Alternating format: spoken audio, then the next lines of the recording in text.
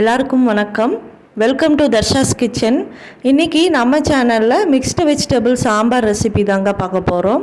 இந்த சாம்பார் ரெசிபி செய்கிறதுக்கு ரொம்ப ஈஸி, ரொம்ப டைமில் எடுக்காது. பிகினர்ஸ் கூட ஈஸியாக அதை செஞ்சிடலாம். இப்போது இந்த சாம்பார் ரெசிபி எப்படி பண்ணுறதுன்னு பார்க்கலாம். வாங்க வீடியோக்குள்ளே போகலாம். வீடியோக்குள்ளே போகிறதுக்கு முன்னாடி நீங்கள் இன்னும் நம்ம சேனலை சப்ஸ்கிரைப் பண்ணலைன்னா கீழே இருக்க ரெட் கலர் சப்ஸ்கிரைப் பட்டனை ப்ரெஸ் பண்ணிட்டு பக்கத்தில் இருக்க பெல் ஐக்கானையும் கிளிக் பண்ணிக்கோங்க. இப்போது இது பண்ணுறதுக்கு ஒரு குக்கரில் 1 கப் அளவு துவரம்பருப்பு எடுத்துக்கலாம். இதை நல்லா அலசி எடுத்துகிட்டு வந்துடலாம். இப்போது இது கூட 10-12 சின்ன வெங்காயத்தை உள்ளே சேர்த்திக்கலாம். ஒரு மீடியம் சைஸ் தக்காளியை சின்ன சின்ன பீசஸாக கட் பண்ணி உள்ளே சேர்த்திக்கலாம். காரத்துக்கு ஒரு பச்சை மிளகாய், 10 பல்லு பூண்டு உள்ளே சேர்த்திக்கலாம். இப்போ காய்கறிக்கு சேர்த்திடலாம். 1 கப் கேரட்டு, 1/2 கப் அவரைக்காய், 1/2 கப் பீன்ஸ், அப்புறம் ஒரு முருங்கைக்காவை கட் பண்ணி சேர்த்திக்கலாம். ஒரு உருளைக்கிழங்கு அதையும் கட் பண்ணி சேர்த்திக்கலாம். இப்போது இது கூட 1/2 டேபிள் ஸ்பூன் அளவு மஞ்சத்தூள் சேர்த்திக்கலாம். 1 டேபிள் ஸ்பூன் அளவு சீரகம். இப்போது இந்த பருப்பு காய்கறியெலாம் வேக வைக்கிறதுக்காக தேவையான அளவு தண்ணி ஊற்றி நம்ம பருப்பு காய்கறியை வேக வச்சிடலாம். குக்கரை மூடி போட்டு ஒரு மீடியம் ஃப்ளேமில் 2 விசில் வச்சா போதும். பருப்பு காய்கறியெலாம் நல்லா வெந்துருச்சு. இப்போ இது இருக்கட்டும். ஒரு பாத்திரம் வச்சுக்கலாம். அதில் ஒரு நெல்லிக்காய் சைஸ் புளியை கரைச்சி அந்த தண்ணியை உள்ளே சேர்த்திக்கலாம். இப்போ இது கூட 4 டேபிள் ஸ்பூன் அளவு சாம்பார் தூள் உள்ளே சேர்த்திக்கலாம். தேவையான அளவு உப்பு,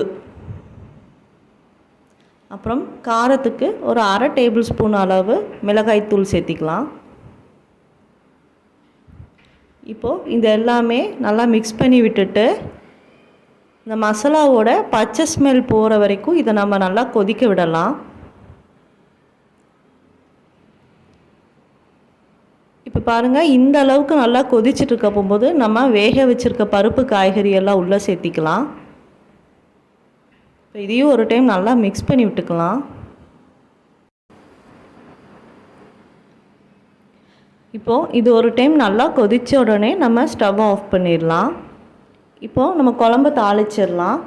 தாளிக்கிறதுக்கு தாளிக்கிற பாத்திரத்தில் கொஞ்சம் எண்ணெய் சேர்த்திக்கலாம். எண்ணெய் சூடான உடனே 1 டேபிள் ஸ்பூன் அளவு கடுகு உள்ளே சேர்த்திக்கலாம். இது கூட கொஞ்சம் கருவேப்பிலை இலை. இப்போது இதில் காரத்துக்கு ஒரு 4 வரமிளகாவை சின்ன சின்னதாக கட் பண்ணி உள்ளே சேர்த்திக்கலாம். அப்புறம் கொஞ்சம் வெங்காயம். இப்போது இது எல்லாத்தையும் நல்லா வதக்கிக்கலாம்.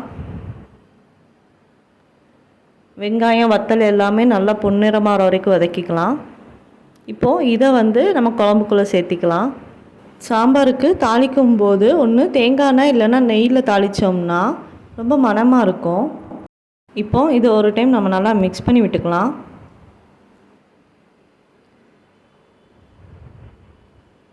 இப்போ இதில் வாசனைக்காக கொஞ்சம் கொத்தமல்லி இலை அதையும் உள்ளே சேர்த்திக்கலாம். அவ்வளோதாங்க, நம்மளோட சாம்பார் சூப்பராக ரெடி ஆகிடுச்சு. இந்த வீடியோ உங்கள் எல்லாத்துக்கும் ரொம்ப பிடிச்சிருக்கும்னு நினைக்கிறேன். பிடிச்சிருந்தால் லைக் பண்ணுங்கள், ஷேர் பண்ணுங்கள், கமெண்ட் பண்ணுங்கள், அப்புறம் நம்ம சேனலை சப்ஸ்கிரைப் பண்ணுங்கள். தேங்க்யூ.